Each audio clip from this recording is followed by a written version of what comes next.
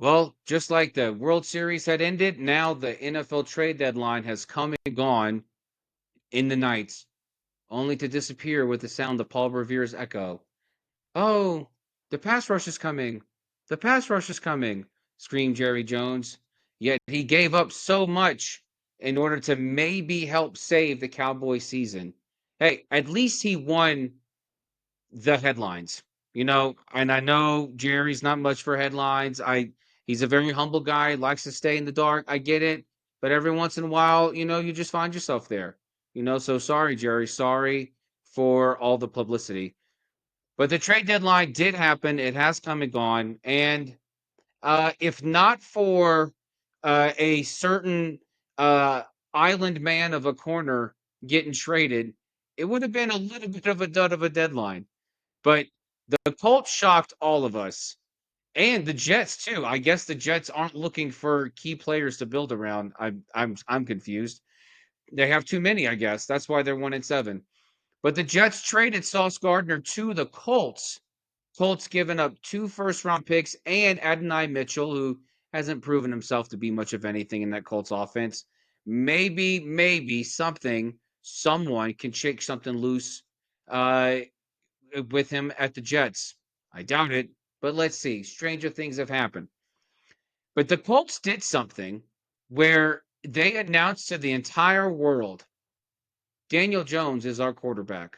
We believe in Danny Dimes. We do not need these 2 first-round picks, said Sam I am. Dan is our guy. Or so the heard the story goes.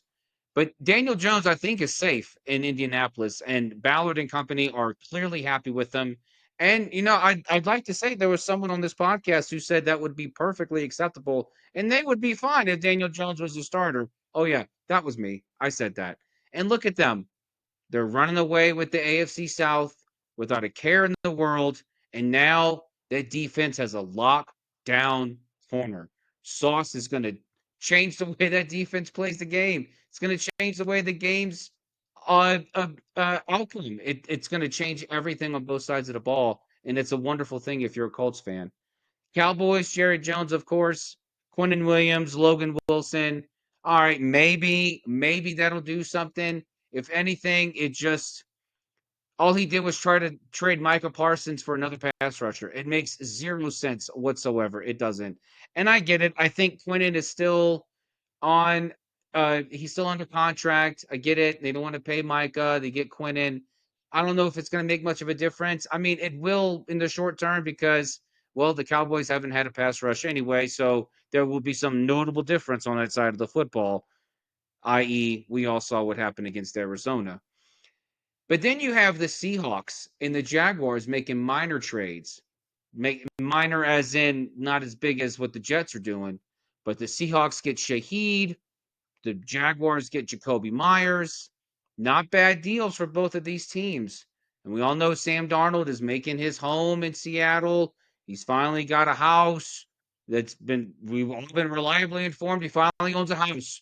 Great. Okay, awesome. Do you have a bedroom too?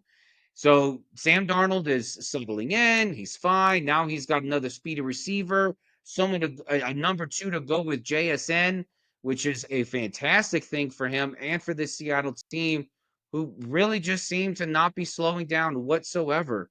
And then you have the Jaguars, who, look, because the Jaguars beat the Raiders, hey, they forced the Chiefs out of the playoff picture as of now.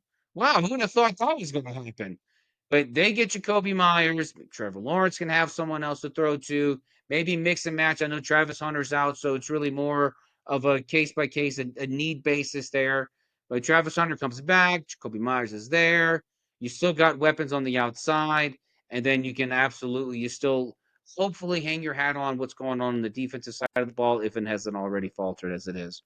But folks, that's the trade deadline, pretty much, so to speak. Oh, and of course the Eagles did something great, and so they're probably going to win the Super Bowl again. Okay, whatever, blah blah blah.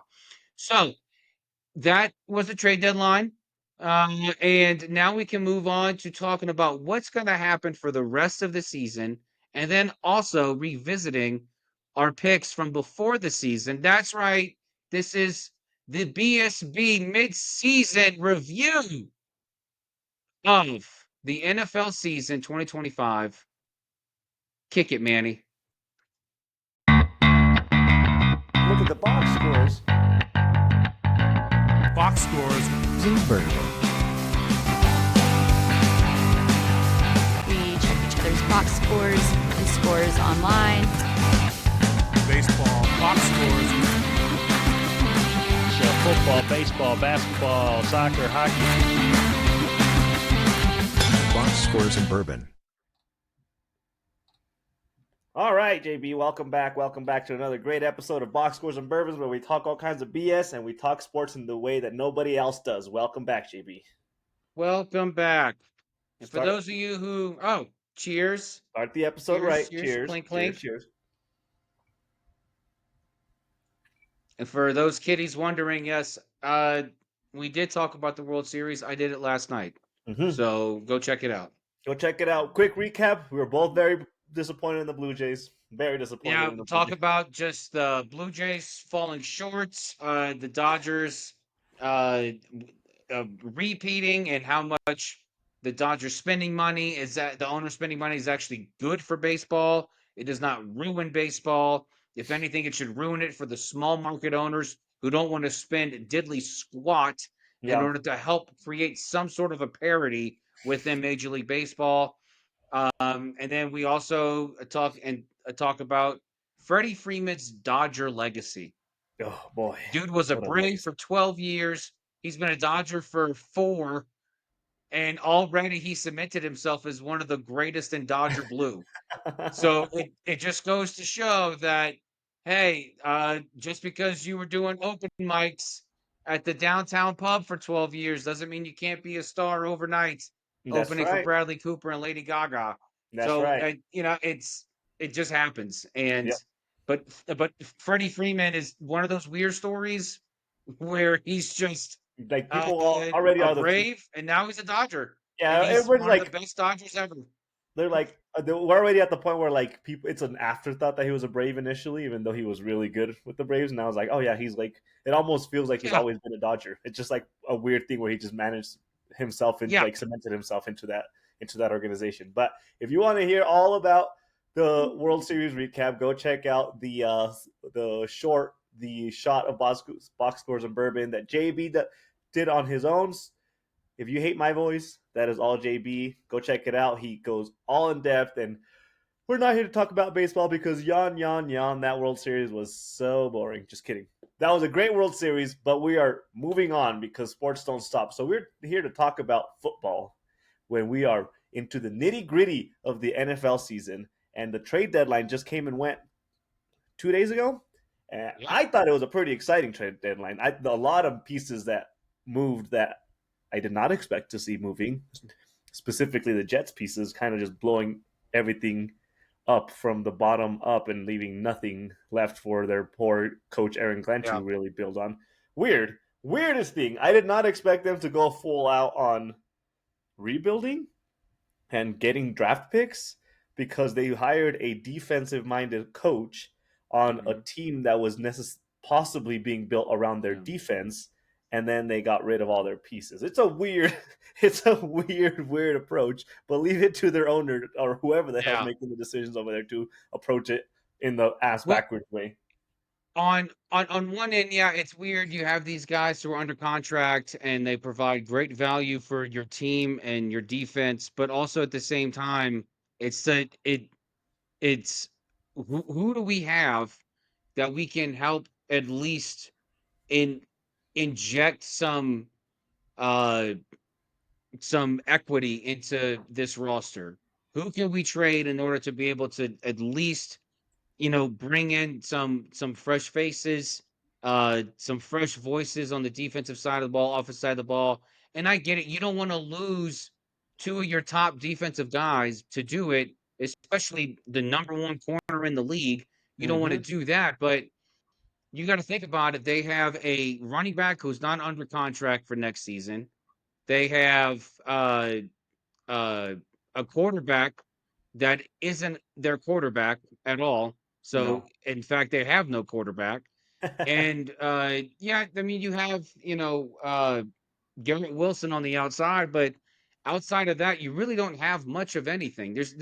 there's really nothing happening with the Jets Sure, right now. sure, And but it just in seems order for so you to be able aggressive. to inject something in there, like you need to find a way to bring in some picks. It just seems a little too aggressive to blow up the defensive side of the ball the way they did. I'm pretty sure they had just re-signed Sauce Gardner over this past offseason to an extension. I could have sworn that was the case.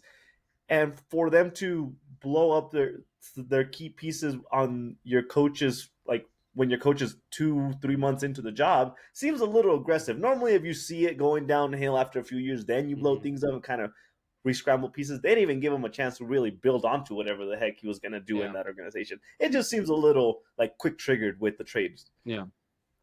Well, I think all of this is pointing to the Jets wanting to make sure that they have the number one overall pick because they want Fernando Mendoza. That's what all this is about. And whatever you need to do in order to, because if I'm not mistaken, the Saints hold the number one pick in the draft. And if I'm the Jets, and I know Fernando Mendoza is my guy, he's got the same prototype as Jared Goff. He's a big guy. He's a prototypical quarterback. He looks like a quarterback. He's got an arm of a quarterback. You're going to want all the ammo you can in order to be able to entice the team who holds the number one pick to trade it to you. Who also And is going to be needing a quarterback. Let's not forget that part. that's true. That's true. I mean, maybe not. I mean, look, I still believe in Spencer Rattler.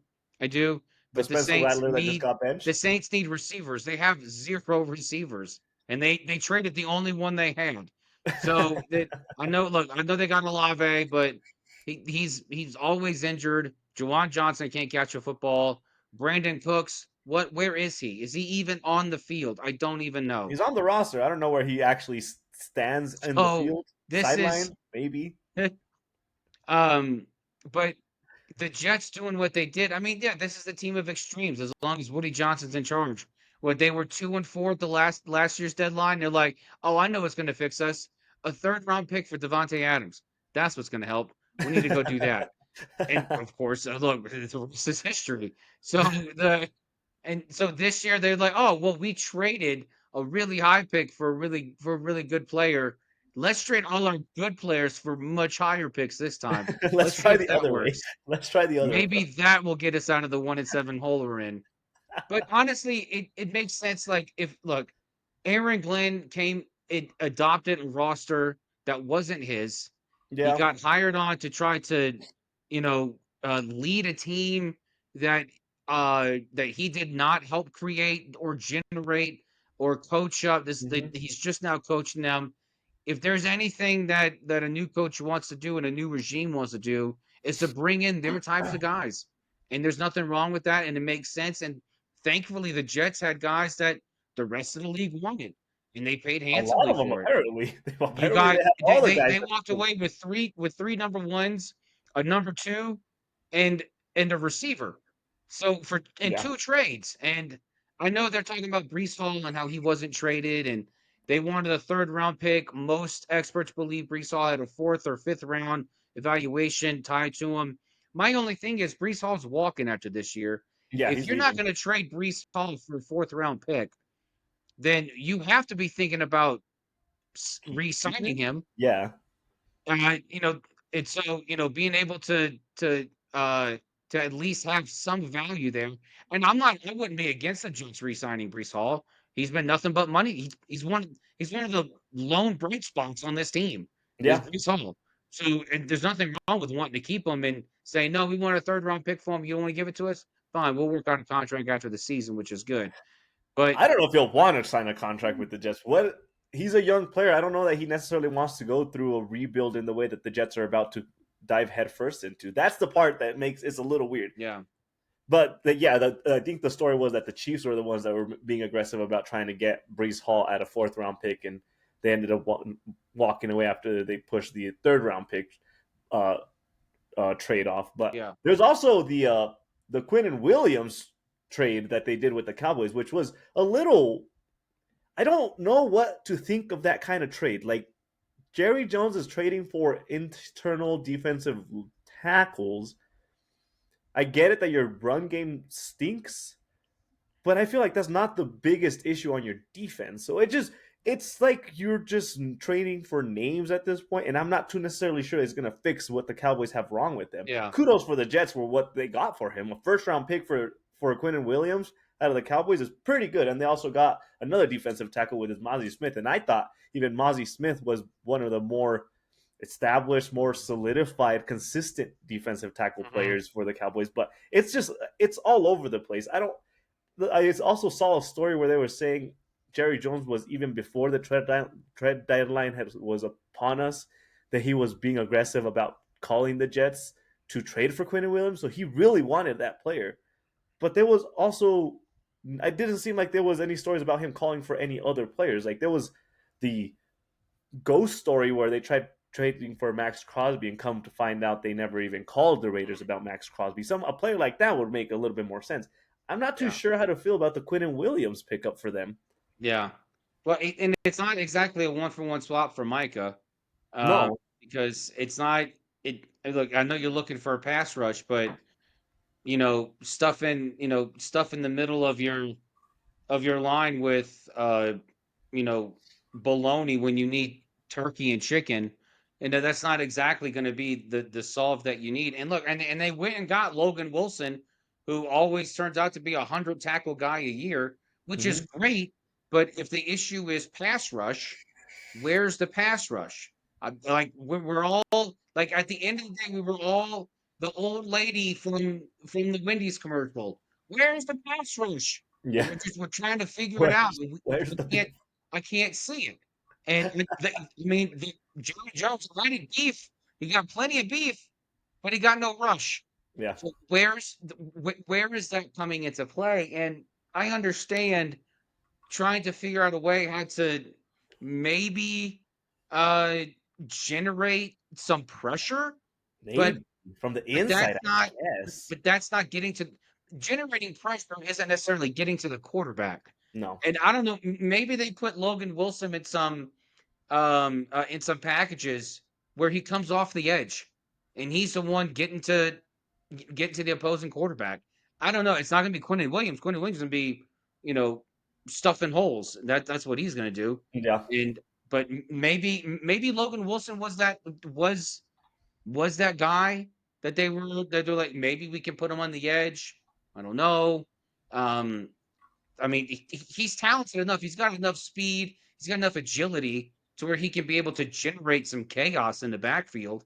Yeah. But as far as being a prototypical, pass rusher, he has one sack. We'll I just looked up his stats. He has 17 tackles for loss and one sack. It's not the most impressive resume. I know. For this year. Yeah. And that might just be just how Cincinnati was playing. We can't sit here and judge a player's production based on the fact that they were playing for Cincinnati's defense. Oh no, I'm talking about Williams. Williams had one. Oh, you're talking about Quinnen Williams, yeah. But yeah, I mean, yeah. Kudos to the approach on the Cowboys making those two trades. Like the inside of their defense, like the front seven is an issue, but there is also the issue where they keep allowing like 30, 40-yard deep passes. I'm guessing maybe they're thinking if they can somehow suffocate the front seven, then the deep passes won't have time to develop. I don't know.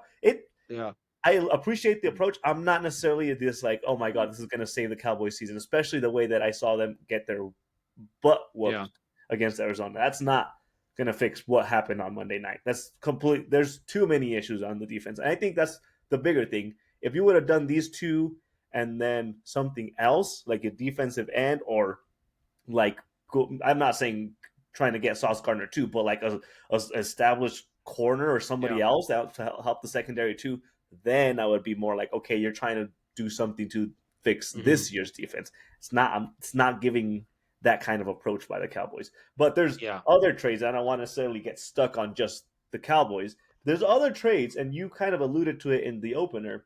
I feel like one of the more underappreciated, underreported trades or teams in the trade deadline were the Philadelphia Eagles. They made 4 or 5 trades since before the trade deadline? 4 trades within the last 2 weeks. Yeah, they've been stacking on the defensive side. They've been stacking up like no other, and everybody's just acting like it's just another day in Philly. It's like it's always sunny in Philadelphia. They always make trades. They always bring in good players and get better because they're struggling right now. Being Yeah, no, Good. they made 3 trades since last week. They got Jalen Phillips from Miami, of course, Mhm. who should hopefully come in and help fill that Josh Sweat hole on the defensive side of the ball. They went got Jalen Carter, Michael Michael Carter, Carter um, and to be able to play Jair corner, and then Alexander. they went and got Jair Alexander from Crazy, Baltimore. crazy. That was last week they did that, and Yeah. so Howie Roseman's out there being a gangster and He making must gangster have some. moves.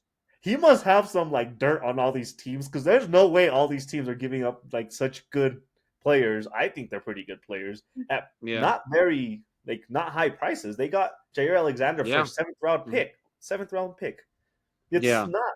I think he must have some like mafia deals going on in Philadelphia. I don't know what Howie Roseman's doing, but he's playing chess while the rest of the league is playing checkers. Yeah. That's what's happening here. They Howie got Roseman is in a league all his own, and then Michael Carter for a seventh round pick. Like that's crazy yeah. stuff. And then, of course, I mean, the Ravens had no problem getting pass rushing help. They got Draymond Jones from Tennessee. Yep. So it's not like there were a lack of pass rushers No. on the market. That Jerry Jones just like, I really like the beef. I like beef. I'm from Arkansas. I like meat. I don't know what I It's don't know what weird. was going on there. I don't know what's happening, but Baltimore got better and Pittsburgh didn't get any better. Pittsburgh did not get a receiver. They didn't come out with another pass catcher for Aaron Rodgers. They traded So for a safety and Kyle Duggar for a seventh yeah, round. I'm talking about the offensive side of the ball. Oh yeah. So like Pittsburgh needed the receiver opposite DK Metcalf. I know Hmm. they still got Fryermuth, and I know Al Michaels is like, don't forget Fryermuth. Don't forget him. I get it. Okay, yeah, he's on the team. I understand. I know he's there. We all know that's why they threw it to him. I get it. But clearly there needs to be some more help on the offensive side of the ball for Pittsburgh. Yeah. And Baltimore just strengthened one of their weaknesses, which is their defense. Their defense struggled mightily this year. And look, it's gotten better over the course of the last 4 weeks, giving up, I think, averaging 16 points a game, which is a lot better Yeah. than what it was for the prior 5 or 6 weeks. So I mean, this defense is on the up and up, and so this is an opportunity for Baltimore maybe make a mini run here. And we talked about it a few weeks ago. We We did. talked about Lamar coming back and when he was going to come back, and he came back against Miami. They absolutely obliterated Miami, and then and so now let's see what happens. Look, the AFC North is far from clinched. Cincinnati's not going anywhere. The Browns Cleveland, are no. I'm shocked they're still a team. And then Pittsburgh, I mean, look, Pittsburgh's leading the pack, but by default. Yeah. They're Five leading and by six. default. Yeah. And it's clear the best team in the AFC North is not leading the division, and that's the Baltimore Ravens. And we've Hmm. said that all throughout this season. We said it with the Chiefs too. We say it with the Ravens. Just because they're and down in the dumps does not mean they're not the best team in their division. Just wake up and realize that. Hmm. Baltimore may have struggled, but they still have all the talent in the world. They have all the coaching in the world. Yep. And Lamar Jackson is still a human being on this planet. Baltimore just got better on the defensive side of the ball.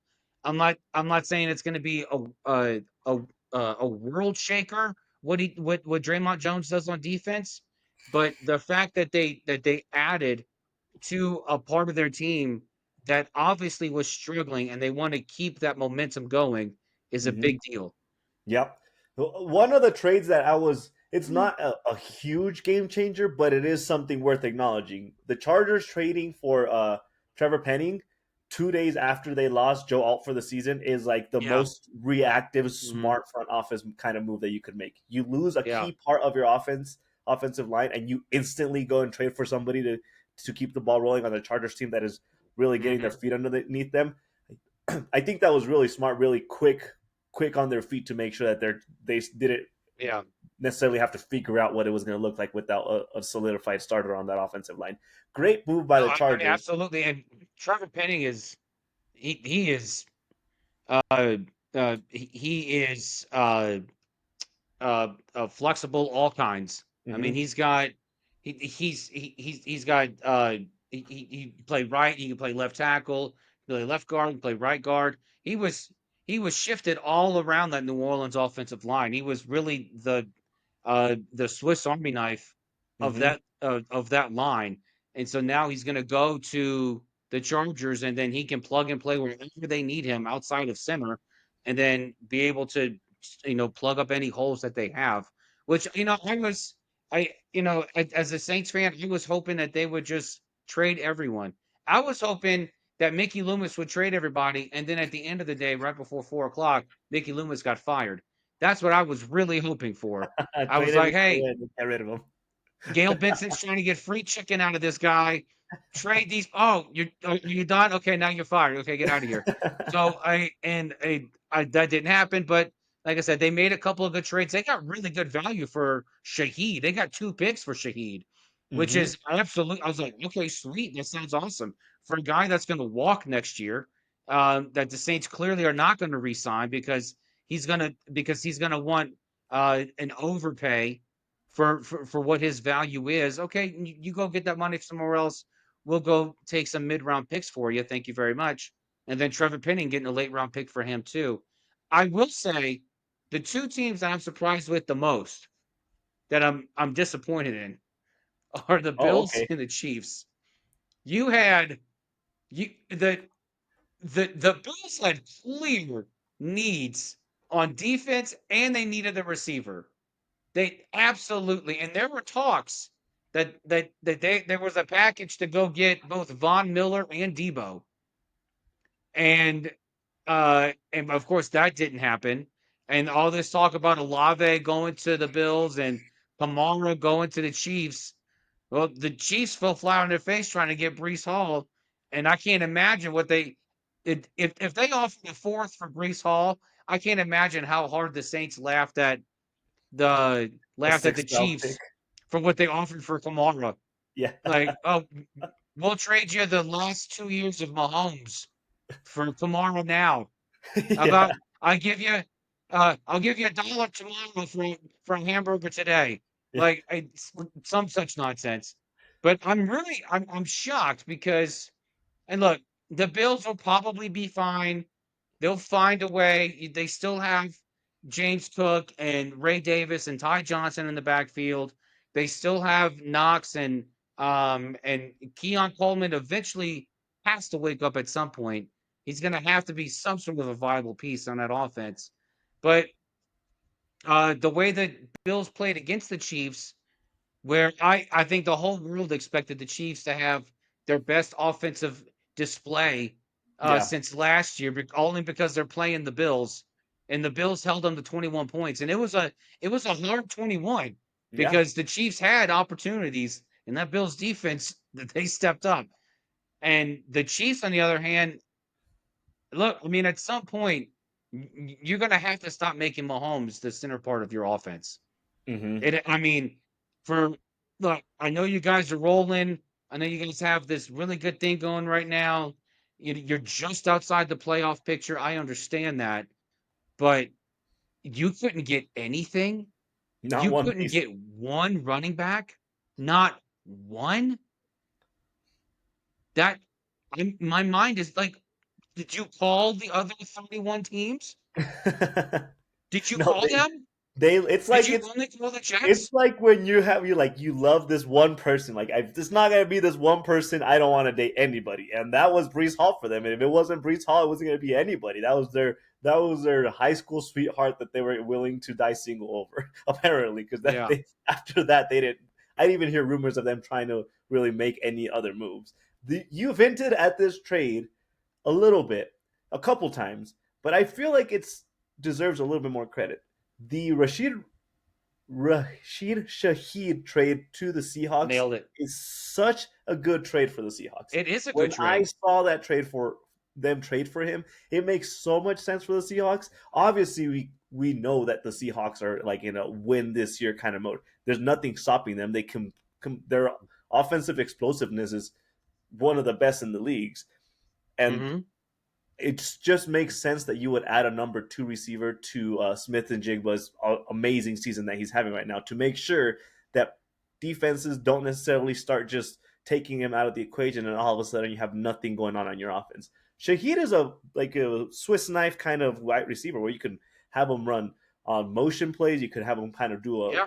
running plays. Like he has a variety of playability, and I think it makes a lot of sense that the Seahawks went and got a player like that because they're just adding another layer to such a good season that they're having already. Underreported, underappreciated. It should not go unnoticed because it is going to make a big difference for the Seahawks this year. I think they're going to start cementing themselves and increasing that gap in the NFC playoff race.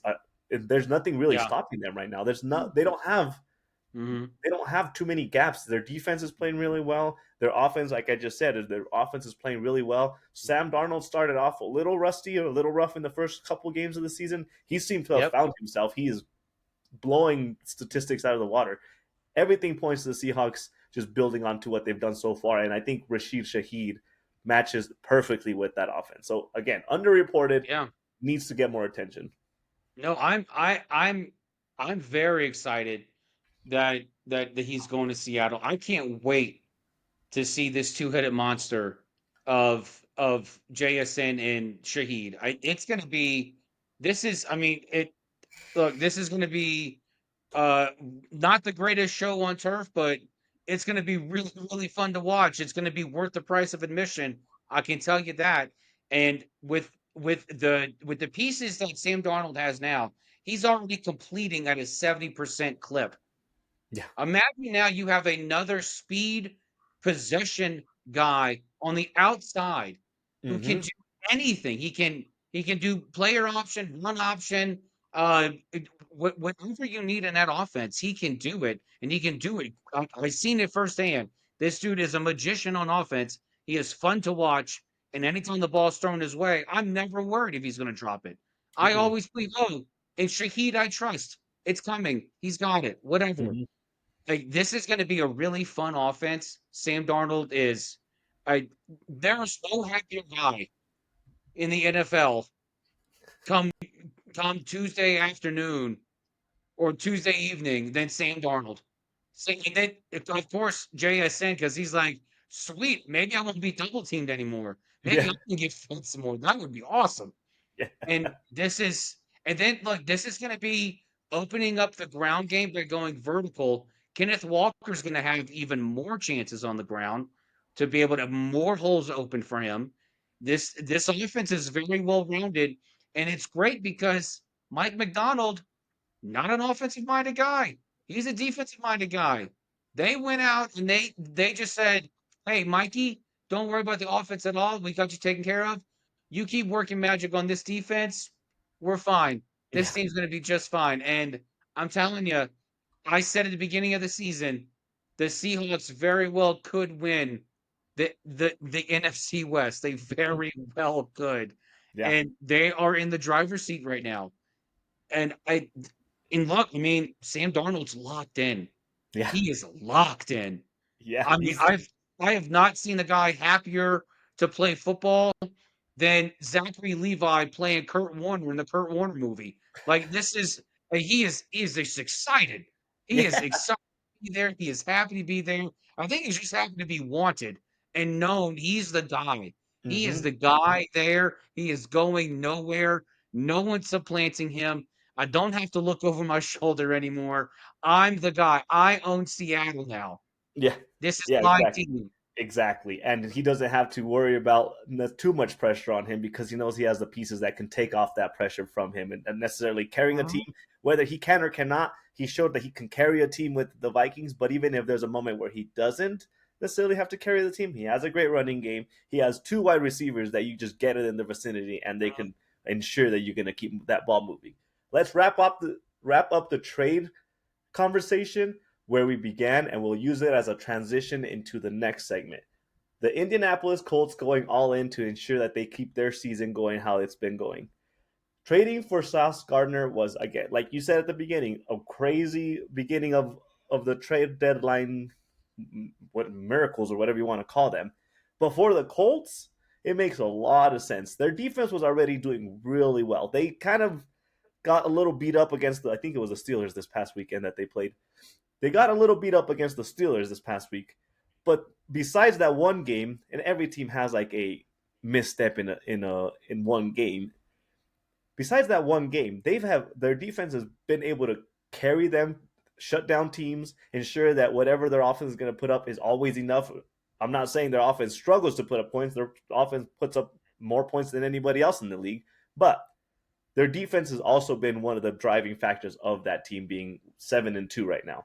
For them to go all in and trade for a corner like Sauce Gardner, some people are saying he's not necessarily the Sauce Gardner. He's like he's overhyped. I think he makes a lot of sense for what the Colts are doing.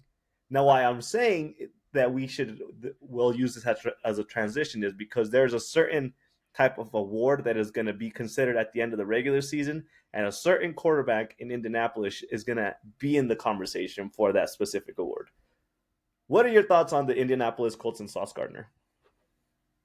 I'm absolutely in love with it. I mean, if you look at just their schedule so far, um,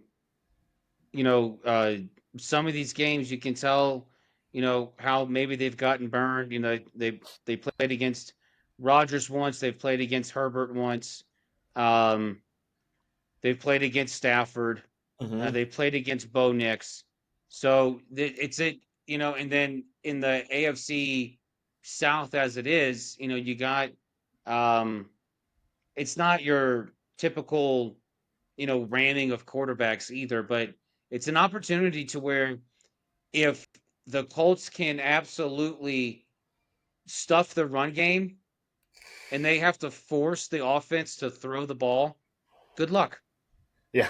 Good luck. All right. Let's see what you can do.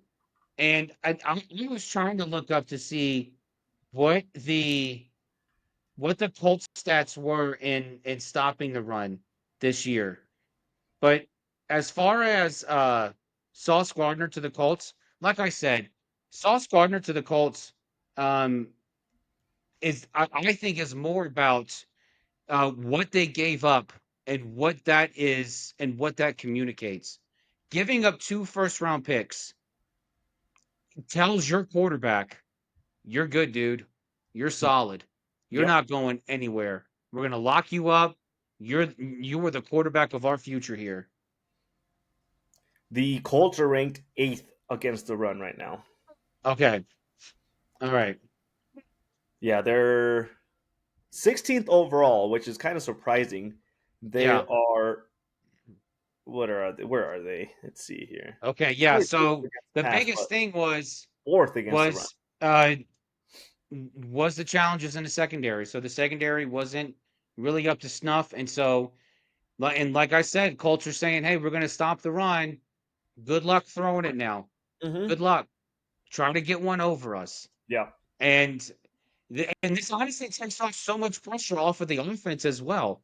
The Mm-hmm. offense can really just take their time. Like Daniel Jones doesn't have to be the savior. Just hand the rock off to Jonathan Taylor, let him run the ball, and then you can figure out the rest later.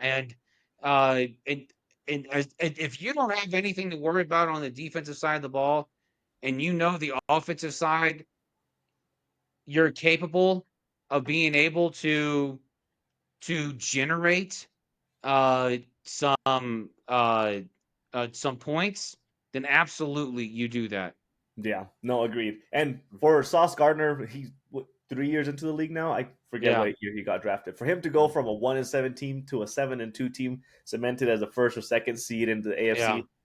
What a great way to start your yeah, the second half of your season. Like just instantly one yeah, trade away and you're at the top of the pack instead of at the bottom in the basement of the league. yeah. Great opportunity for him too. I think he'll fit in real well on there. Hey, Now, go ahead and take this. I just got a phone call from the boss. oh Go ahead shoot. and take it. Yeah, take Okay. this. So as we wrap up the conversation on the trade deadline, there was some early projections that JB and I had made kind of predicting where we thought the season was going to end for a bunch of these teams. We are going to review our previous picks and kind of see where we are, where we want to change, or how confident or where we went wrong with some of our picks. We had the NFC Championship matchup selected, the AFC Championship matchup selected, our Super Bowl matchups, our Super Bowl winners, the Coach of the Year, our MVPs, our Offensive Rookie of the Year, and our Defensive Rookie of the Year. So JB, when he comes back, he will be able to go over his picks and he can give his thoughts on what he wants to change, if there's anything he wants to change. Now, for my side, we can start with the NFC Championship matchup that I selected. For those of you that are maybe don't remember, my NFC Championship picks was the Lions against the Packers. Now, I don't necessarily have too much of a reason to kind of change that pick. The Packers are still doing the Packers thing. They are fourth in the playoff picture right now, but with their record is 5-2-1 because of that stinky tie against the Cowboys. But they're still a pretty good team as a whole. There's some reason that I would have cause for a little concern with the Packers, only because of their offense. It seems like their offense kind of doesn't always show up to the game. There's been some times where they should be able to put up points against certain teams, and they, for some reason, they either underplay against that team, or teams are just figured out how to defend against Jordan Love and what they're doing on offense. Besides that, their defense has been holding up well with Micah Parsons kind of leading that defense. He's kind of established himself really well with the defensive pressure for that team. The offense is the one thing that I would say not necessarily I'm not too hot on. Now, they got Christian Watson back, the Packers did, and I think that's going to help a little bit, but they've also lost two of their receivers in the short term with Golden, and I think they lost another receiver this past week. So there's some doubt that I have with what's going on with that offense, but I'm not necessarily too worried about what they'll be able to figure out going into the season. JB, I was going over our predictions, what we had gone over early on, and I had just started explaining my NFC matchup pick where I went with the Lions and Packers early on. And I don't have too much reason to necessarily change my opinion on that pick, besides the fact that the Packers are giving me a little worry with their offensive performance. They seem like they don't always show up. Yeah, Now, I had my NFC was Eagles over Niners. Yeah. Do you like that pick where you are right now? Are you comfortable with your selection, or how's that pick looking for you? Well, I picked it, so I got to stick with it now. How's it looking for you though? How do you feel about it? I mean, from a record standpoint, not bad.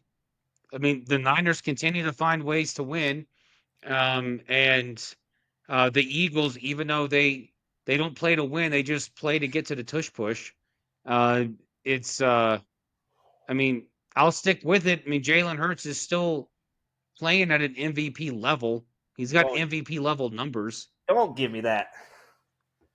So, yeah, did you go over AFC or just the NFC? I was barely starting the NFC Championship Okay. review. So on the AFC, I have the Bills and the Ravens in the AFC Championship game. Again, the Bills and the Packers are somewhat similar in the way that their offense doesn't always show up. Their defense kind of leaves more questions than what I was just saying about the Packers defense. Yeah. But I'm not necessarily too worried about that matchup. Maybe the Ravens, I'm not too sure they have room to lose another game or two. Maybe at the most they can lose maybe two more games in the season and hopefully be in a position to make the AFC Championship. But I'm still pretty satisfied with that pick. That was your pick for the AFC Championship as well, right? That was mine. Yeah, the Bills over the Ravens. Yeah. Yeah, and I'm not going to count out the Bills. No. I mean, Josh Allen's the best quarterback not to win the Super Bowl. So I'll still keep rooting for Buffalo. So you're saying he's And a better quarterback than Lamar? well, yeah, but the caveat is, are the Ravens going to continue this run? Are they going to go on a run? Are they going to go on a run and not necessarily shock themselves, but shock the football world, and then take over the AFC North, win that division, and kind of sail comfortably into the playoffs with at least one home game. Yeah, that would be like I was saying, like the worry thing for me would be is the hole too insurmountable for the Ravens to get themselves in a comfortable position to be able to make the AFC Championship game. Yeah. 3-5 is kind of you're 2 games out of 500, which is fine, but there's only 8 games left in your schedule, so you have to win pretty much every matchup. I would even say they have room to lose 2 games, maybe one more game at worst. They could lose another game, but that would be as far as I would, because the way the AFC is playing out, I think they have to win their division. I don't think they'll be able to necessarily sneak in as a wild card with how things are playing right now. No, I mean, you talking about Buffalo or Baltimore? Oh, Baltimore. Yeah, Baltimore. Yeah, I mean, their best shot. I mean, every team's best shot is just to win a division. Mhm. Um, uh, but yeah, but being able to, on the flip side, if you're Buffalo, you're looking at what New England's doing. New England doesn't look like they're going to slow down. No. Um, and if Buffalo wants to make the playoffs, I mean, their best shot is to be able to um conceivably win the AFC East Mm-hmm. and not have to be, you know, subjected to, the wild card. Imagine if everything stays the same the last week of the season, the 7th seed is up for grabs, and it's either Kansas City or Buffalo. In like, imagine that scenario. I mean, Buffalo's already in a wild card spot as it is. Kansas City's sitting at the 8th seed. The Broncos don't look like they're slowing down. The Patriots don't look like they're slowing down. No. So, what happens then if we get to the end of the season and instead of our annual, you know, uh, uh, post Christmas celebration of Bills Chiefs, we're sitting here, you know, uh, just after Christmas. Oh, what's going to happen? Who's going to make the playoffs? The Bills or We're, Chiefs? we're only So getting Mahomes or Josh Allen in the playoffs this year. That would be quite the playoffs. Yeah, I don't know. The Bills seem like they're in a pretty good position. They only have one game against the Patriots, but they have the Dolphins, the Buccaneers, the Texans, the Steelers, the Bengals, the Browns, Eagles, and then Jets. They're in a pretty good position to stay locked in, if not in the division race, in the playoff race for sure. The Chiefs, yeah, that's a different story. But moving on to the individual selections, I had the Lions and Baltimore making the Super Bowl. I'm sticking with my pick, I guess, but I'm not very confident about that though. Either one of those picks. yeah. I had Buffalo over Philly. I'm well, yeah. Yours seems more more comfortable of a selection than. It does. Yeah. And like I said, I already picked it, so I can't change it. But based on where everything is today, I don't hate it. It's No, not yeah, a I would. it's not a bad pick to have. I'd Yeah. rather be in your position than my position right now, only because uh, the Ravens still are making me a little nervous. I don't know if they make the playoffs, can they beat Josh Allen for the AFC title? Like, I don't know if they have enough to stop Josh Allen, or God forbid the freaking Patrick Mahomes and the Chiefs figure it out again, and they have to go through both Mahomes and Josh Allen. I'm not too sure their defense can necessarily keep them in those games. So I'm a little nervous about that pick. The Detroit pick, I haven't seen anything that tells me Detroit is necessarily in a bad position. But I I mean, they did had a pick blip against Baltimore. Minnesota this weekend, but that's a blip. Yeah. Everyone's due their day in the sun every once in a while. Is Minnesota's first victory in Detroit, I think, since 2020. So it been some time since they won over there. I'm not if you pick in Detroit, I'm not fretting Detroit at all. I'm No, I'm not not. sitting there saying, "Oh no, no, Detroit's No, fine. I think it's They're the fact fine." that I picked Baltimore over Detroit that is making me a little nervous. I don't know that Well, they I mean, can. look, and it's going to start look piece by piece. It's going to say first you got to see is Lamar healthy? Can he stay healthy? He Yeah. looked healthy last Thursday. Can he stay healthy? And then is this defense with the addition of Draymond Jones, is this defense going to be one that's going to play up to what they're used to playing like? We're Mm-hmm. so used to dominant Baltimore defense that it's almost a bizarre world where, we're living in Seinfeld land and the Ravens have no defense. But that's changed. That narrative has changed over the course of the last 3, 4 weeks, where this Baltimore defense has woken up. It has gotten better, and and now you have the addition of Draymond Jones. You with a competent pass rusher being being brought into on that front four. So the the the opportunity for Baltimore to really make a run doesn't seem so insurmountable now. It doesn't, because the defense woke up before Lamar got back. Lamar looks healthy. Yeah. So if I like I said, we talked about earlier, the best team in the AFC North is not leading the AFC North.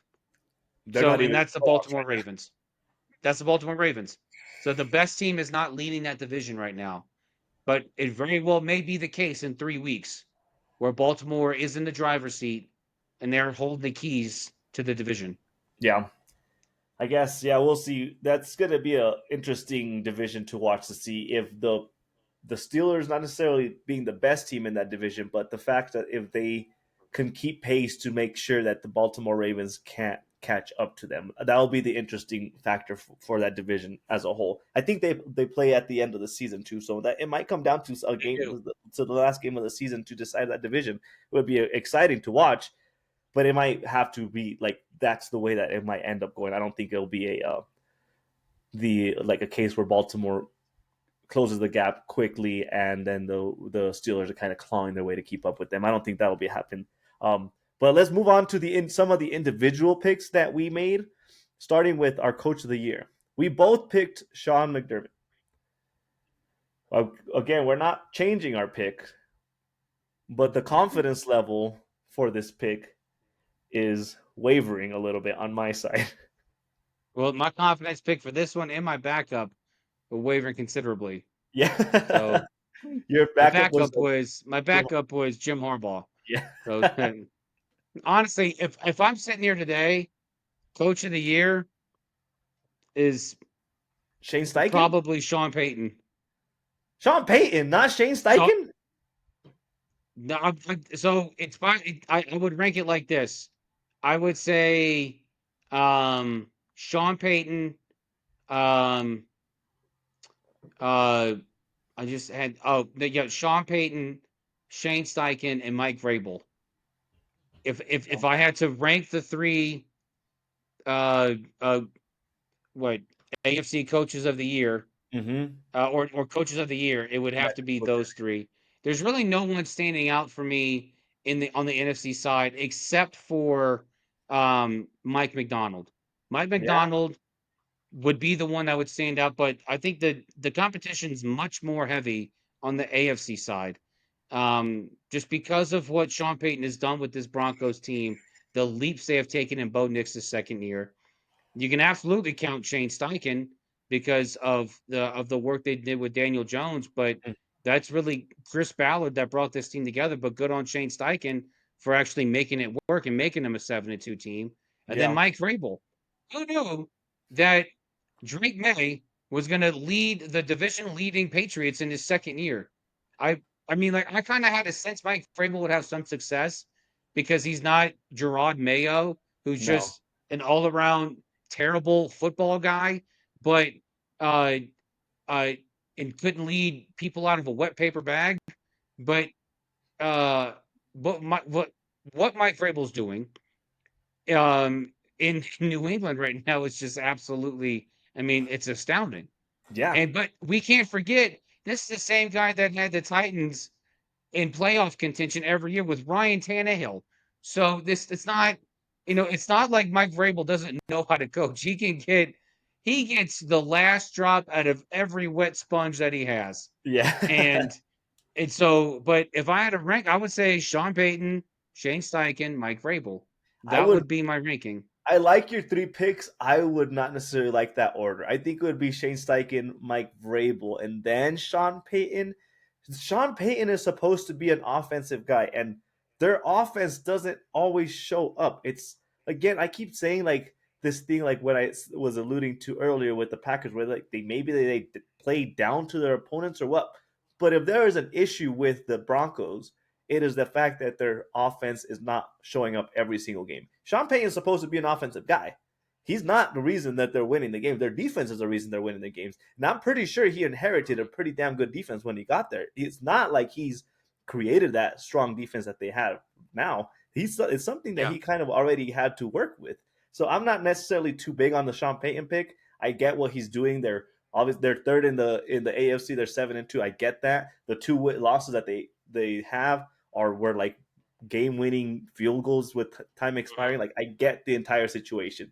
But just the way that I think the coaching doesn't necessarily just match the record. I think it's what you see on the field, X's and O's, and how the team looks as a whole. And I'm just not completely there with the Broncos on the offensive side of the ball, which is why I would put them third. And Sean McDermott's like, there's nothing wrong with Sean McDermott if the Bills keep stacking up wins and keep doing what they're doing. That he still has a good chance of winning Coach of the Year. Like, especially if they can find a way to claw themselves to the number 1 seed again. That's not a bad pick still. Yeah, no, I mean it's not, and I'm not going to sit there and be like, oh no, I'm going to jump ship because I can't because I already built the ship and I'm in the middle of the ocean and there's no other ships. So I'm going to stay on the ship and I'm going to ride the Sean McDermott ship all the way to the very end because I already got on it. It's already left port. There's always a lifeboat on every ship. All right. So to wrap up the episode today, you want to talk MVP? Yeah. And Rookies of the Year? Yeah, let's talk about Rookies of the Year first and how disappointed I am with my picks, especially. I don't know if you have too much to like necessarily kind of hang your hat on. My picks of the year for Rookie of the Year, offensively, I picked Ashton Genty. Defensive Rookie of the Year, Abdul Carter. Both of those players have not necessarily done anything too crazy. I don't know if the Ashton Genty pick, I don't think it's his doing that he's not necessarily in the conversation. I think it's just that they're not using him properly. And this was the concern that I brought up when I made the pick is Pete Carroll going to use him properly? I know he likes running the ball, but with the offensive coordinator that he brought in with Chip Kelly, was that going to be something that they utilized Ashton Genty well with? I have not seen that yet. So I'm not at all confident about the Ashton Genty pick at all. Now the Abdul Carter pick, again, I haven't seen anything from Abdul Carter. I get that they have like plentitude of defensive linemen, but it's not. He hasn't done any. He's not as incredible as the hype was behind him being a rookie coming in as he was when he got drafted. There's just been nothing there for me. I thought he was going to be more dominant and leave a bigger print on every single game, and he just hasn't done that. Again, like you said, our ships are what they are, but I'm not very confident that that ship is necessarily going to make it to our finish line by any means. Now, your picks, JB. Mm-hmm. Yeah. So for offensive rookie of the year, I picked Cam Ward. It's not looking too hot right now. No. Yeah, if I could go back and buy passage on another vessel, it would be the Abuka. Yes. That dude has been absolutely killer. And look, you're not far off on your Genty pick. I mean, Genty's not bad. Not but playing rookie of the year. Genty is Vegas has no offensive line at all. So he's got what's he gonna do? You gonna block for yourself? So he's not everyone's Barry Sanders. Yeah, Cam Ward, look, God bless him. I get it. I still believe in the kid. I think the kid's going to do great things. I really wasn't a big believer in Brian Callahan being the head coach of anything, except maybe making his kids grilled cheese sandwiches. But Cam Ward will come to life. But Ibuka he's been a revelation. He's even now as a hard player. saved. He's been out, what, two, three The weeks? Buccaneers season, because with Yeah. Mike Evans out, with Irving out, with Godwin out, Ibuka, he's the guy. He's gonna take care of all of it for you. Don't worry about it. He's the guarantee on the Bucks. Don't worry about it. I'm gonna make it all better. Like he's the one that's gonna go out there and you're gonna be just fine. Don't worry about it, Baker. I'm gonna help you bake. And for my defense, did you do defense yet? Yeah, I went over Abdul Carter. And my defensive rookie of the year was Malachi Starks. I don't hate it. Malachi Starks has been a key contributor for Baltimore this year. He's been really good. But I think Abdul Carter and Jahad Campbell are kind of running away with the talk for defensive rookie of the year. I know Nick Emenwari, who I was huge on in the draft. Mm-hmm. I was so big on the Seahawks getting him. He was going to fit in that Mike McDonald system, and he has done nothing but thrive in that system. He's also up there in order to get some downvotes for defensive rookie of the year. But my backup was Michael Williams, but Michael Williams got hurt. So Yeah. I don't think he qualifies I don't anymore. think he's getting a And he was doing quite well, and then he got hurt. But he wasn't He your spent pick too much anyway, time so with it's Fred Warner. He spent too much time with Fred Warner, and he's just getting hurt every day. So he needs to stop that. He needs to stop getting hurt. I think, yeah. And going into our last pick, which is I think the most controversial pick, because I know what you picked, and I still 100% disagree with it, even though I know you're strongly on your ship. Your MVP pick was Jalen Hurts, and I know No, you. mine was Matthew Stafford. No, it was not. MVP was I'm not kidding. No, it's Matthew Jalen Stafford. Hurts. I was like, no way. There's no way. I don't even think he was your runner up. You picked Jalen Hurts, and you hinted at earlier that he's playing MVP caliber football still. I don't buy that. I don't buy it at all. I don't like what the Eagles are doing offensively, and if they're winning games, it's despite their offense. He had two good games. Did Jalen Hurts did, but he's not. I don't think he's playing MVP caliber football. He's throwing at a 70% clip. He's got a 15-1 touchdown to interception ratio. Well, He's when still you're running the pushing down football. the field, I you don't think throw the the ball that problem often. okay, here's the issue with judging Jalen Hurts. The issue with judging Jalen Hurts is this offense is so focused on trying to get to the tush push. Okay? Yeah. When you get to the tush push, you're taking away yardage from Jalen, okay? Because he's not the one under center, okay? It's some other fat guy with a tiny head, all right? He's the guy under center. But Jalen, I'm not going to take anything away from how Jalen is running this offense. The Eagles are still 6-2. They've got absolutely nothing to worry about in the AFC, in the NFC East. Mm-hmm. Nothing to worry about whatsoever. There is no one catching them. They are running away with this division, pure and simple. Yeah. And with what the Eagles just added on defense, you got to remember too, the Eagles aren't asked to do much on offense. They don't have to do much. Then how is he Because going to win MVP when their offense isn't doing anything? What? How is he going to win MVP if their offense isn't asked to do anything? Well, Their his offense numbers still show. I mean, he's still the quarterback of this team. You got to remember that game against the Rams in the second half. That Yeah. Eagles team came to life, and that was Jalen Hurts was at the center of that. Yeah, I gave He him was credit for 2 games. I did give him credit for 2 games. oh, That's all. okay. Well, look, it's not like you got to be Baker Mayfield and try to win every single game because the defense is sloppy and you got no weapons. And I'm not against Baker getting votes. I'm not against Stafford getting votes. I'm not against Allen getting votes. I'm not against uh, who is it? I'm blanking on Daniel him. Jones. I mean, Daniel Jones absolutely gets some down votes. Bo Nix is going to get some votes, but he will. I'm not saying he's going to win. Calm down, Nancy. I'm not saying he's going to win. I'm just saying he's probably going to get some damn votes. Probably, it might happen, but the way Jalen Hurts runs this offense, the offense runs through him. It runs through him and it's run by him. Mm-hmm. And Jalen has made no mistakes as opposed to the one pick.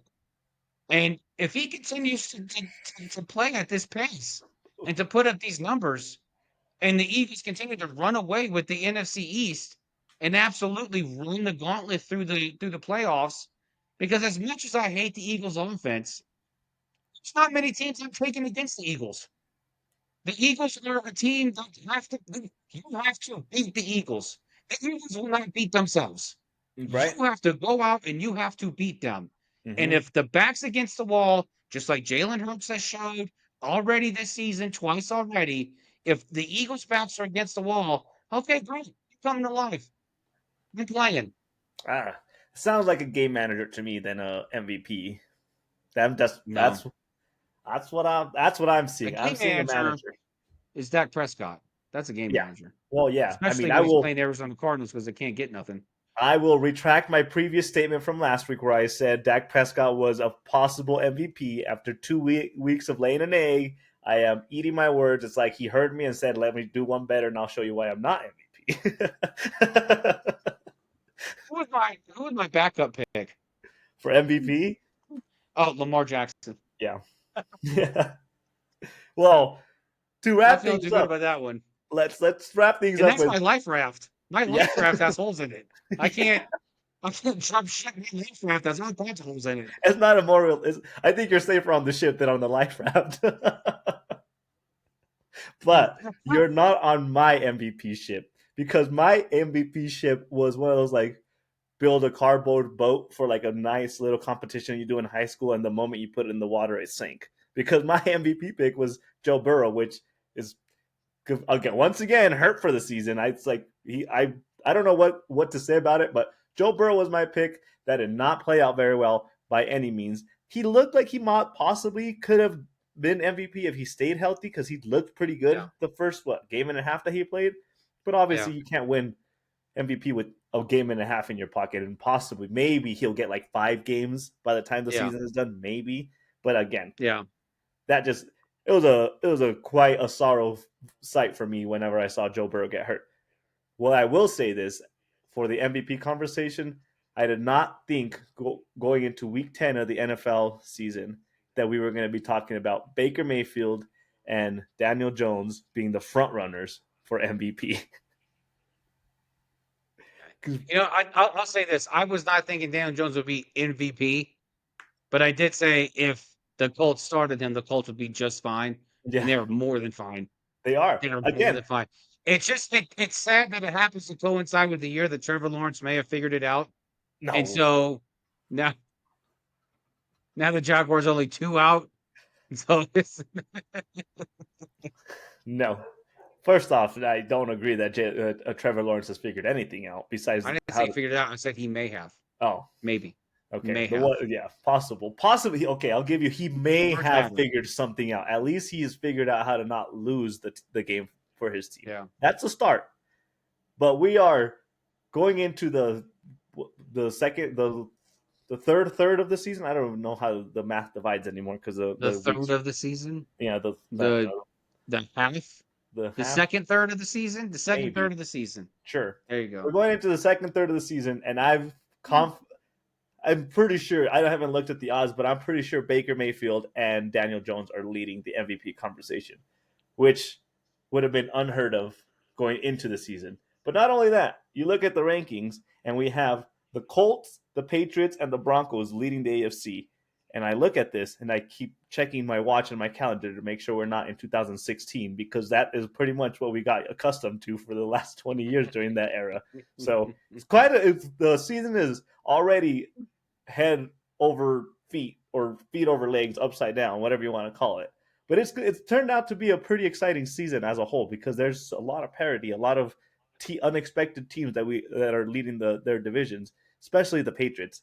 I think we'll have to give a lot more attention to the Patriots in another episode because what they're doing, what Mike Vrabel is doing with the Patriots is, again, unexpected, awesome. We knew that he was a great coach. I did not think that was going to take a month for him to get that team in the right direction. Quite the season we're into. But on that note, we're done with our episode. JB, what did you drink? I drank something I bought at Walmart, Master Distillers. Okay. It's a bourbon. Uh, it's not a high. It's a 90 proof. It's not the smoothest thing. But it's a good sipper. Okay. Mm. And your smoke? It was a Nika Rustica from Drew Estates. One of Okay. my go tos just for an easy smoke and no pressure. What did you Nice. drink? So I found a Ponderosa whiskey at Costco, but it's 80 proof and it's very, very smoky, which is not. Maybe I You don't sure it's know not a the. Scotch? No, it's a whiskey. Whiskey. Really interesting. Yeah, it's Okay. very, very smoky. I don't know. It's good. It's made in Taos. It's like a local. It's a handcrafted in New Mexico. It's a local bottle, but I did not expect an 80 proof to have such a Yeah. smoky flavor to it.